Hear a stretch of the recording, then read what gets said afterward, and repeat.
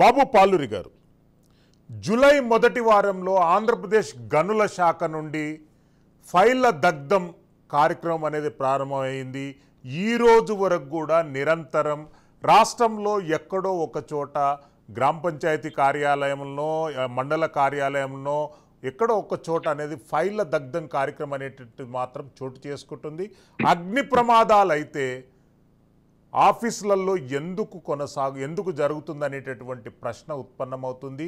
ప్రధానంగా ఉన్నటువంటి అంటే గనుల శాఖకు చెందినటువంటి హార్డ్ డిస్కులు దగ్ధం కావడం, ఇంపార్టెంట్ ఫైల్స్ దగ్ధం కావడం, టీటీడీలో విచారణలో ఉన్నటువంటి ఇంజనీరింగ్ సెక్షన్లో విజిలెన్స్ అధికారులు విచారణలో ఉన్నటువంటి ఆ ఫైళ్ల సెక్షన్లోనే మంటలు రేకెత్తించడం, మదనపల్లి సంఘటన, వీటితో పాటు అంటే ఇప్పుడు విశాఖపట్నంలో 2 మండల కేంద్రాలలో కూడా అగ్ని ప్రమాదాలు జరిగినాయి.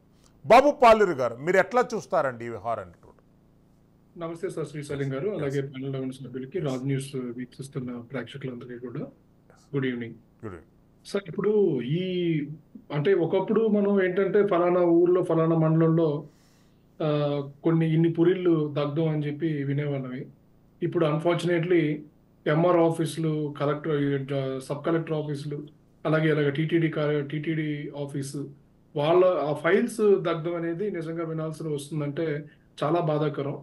అంటే ఇది ఎంత బెస్ట్ ఎగ్జాంపుల్ అంటే వైసీపీ గత 5 ఏళ్లలో ఇంత అరాచక పరిపాలన చేసింది, ఎంత అవినీతి చేసింది, ఎంత భూదందా జరిగింది, ఎన్ని అక్రమాలు జరిగాయి, ఎన్ని అక్రమాలు చేశారు అనే దానికి ఇదొక ఎగ్జాంపుల్ అని చెప్పుకోవచ్చు.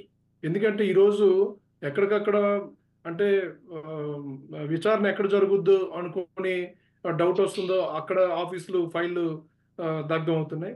అలాగే విచారణ జరుగుతున్నటువంటి ఆఫీస్ సంబంధించిన ఫైల్స్ దగ్ధం అవుతున్నాయి. అంటే ఇవి ఎవరు చేస్తున్నారు, ఎందుకు చేస్తున్నారు? ఇప్పుడు అది గతంలో 10 సంవత్సరాల్లో ఎలాంటి తప్పు జరగలేదు, ఎలాంటి అవినీతి జరగలేదు, ఎలాంటి అక్రమాలు జరగలేదు అనుకుంటే ఎందుకు ఈ ఫైల్స్ దగ్ధం అవుతున్నాయి? మన ఎన్డీఏ కూటమి గవర్నమెంట్ వచ్చిన తర్వాత ప్రతి దాని మీద క్షుణ్ణంగా, ప్రతి డిపార్ట్మెంట్ మీద, ప్రతి వ్యవస్థ మీద కూడా క్షుణ్ణంగా డీటెయిల్డ్ ఇన్ఫర్మేషన్ తీసుకుంటున్న చంద్రబాబు నాయుడు గారు, పవన్ కళ్యాణ్ గారు తీసుకుంటున్నారు కాబట్టి, అలాగే కలెక్టర్లు కానీ సబ్ కలెక్టర్లు కానీ వీళ్ళందరినీ కూడా సమీక్షిస్తున్నారని చెప్పి ఎందుకు ఈ భయంతో, ఎందుకు ఈ ఫైల్స్ అన్ని కూడా దగ్ధం అవుతున్నాయి, ఎందుకు చేస్తున్నారు, ఎవరు దీనికి కారకులు అనేది ప్రజలు చాలా స్పష్టంగా అర్థం చేసుకుంటున్నారు.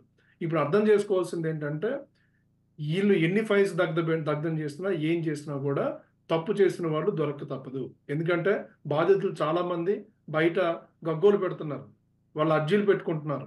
ఈరోజు జనవాణి కార్యక్రమంలో ఇంత వేల మంది ప్రతిరోజు ఆఫీస్కి వచ్చి, అలాగే పవన్ కళ్యాణ్ గారు ఎక్కడ కనిపిస్తే అక్కడ అర్జీలు పెట్టుకుంటున్నారంటే ఇవి అంటే వీళ్ళు ఫైల్స్ దగ్ధం చేసినంత మాత్రాన చేసిన తప్పు కప్పిపుచ్చుకోలేరు.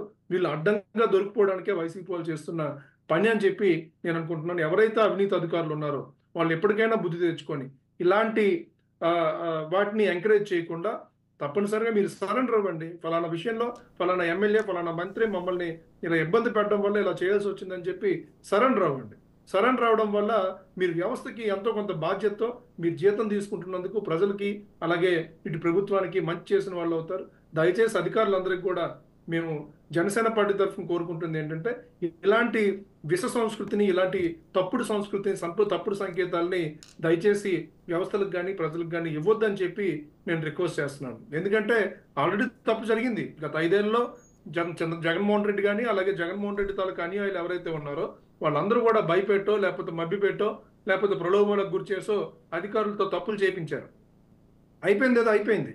కానీ ఇప్పటికైనా మీరుగా ముందుకొచ్చి ఫలానా విషయంలో, ఫలానా వ్యవస్థలో ఫలానా ట్రాన్సాక్షన్ ఇలా జరిగింది, ఫలానా తప్పు చేయాల్సి వచ్చింది అని చెప్పి మీ కలెక్టర్కో లేకపోతే మీ స్థానిక ప్రజాప్రతినిధికో మీరు సరెండర్ అయ్యి తప్పనిసరిగా దీన్ని సరిదిద్దుకోవాల్సిన బాధ్యత తీసుకోవాలని చెప్పి నేను రిక్వెస్ట్ చేస్తున్నాను. ఎందుకంటే ఒక ఫలానా మండలంలో ఒక 10 ఎకరాల్లో లేకపోతే 20 ఎకరాల్లో గవర్నమెంట్ భూమిని ఓ నాయకుడు దోచుకున్నాడు, అక్రమంగా రాపించుకున్నాడు అంటే అది ప్రజల ఆస్తి పోయినట్టు, ప్రభుత్వ ఆస్తి పోయినట్టు కాదు, ప్రజల ఆస్తి పోయినట్టు. ఆ ప్రజల ఆస్తిని మళ్ళీ తిరిగి తెప్పించేందుకు దయచేసి మీరు న్యాయబద్ధంగా నడుస్తారని చెప్పి నేను కోరుకుంటున్నాను. ఎందుకంటే ఫైళ్లు దగ్ధం చేసినంత మాత్రాన మీరు చేసిన తప్పు నుంచి తప్పించుకునే ఆస్కారం లేదు. మరింత ఇరకాటంలో పడతారని చెప్పి నేను అధికారులకు సూచిస్తున్నాను.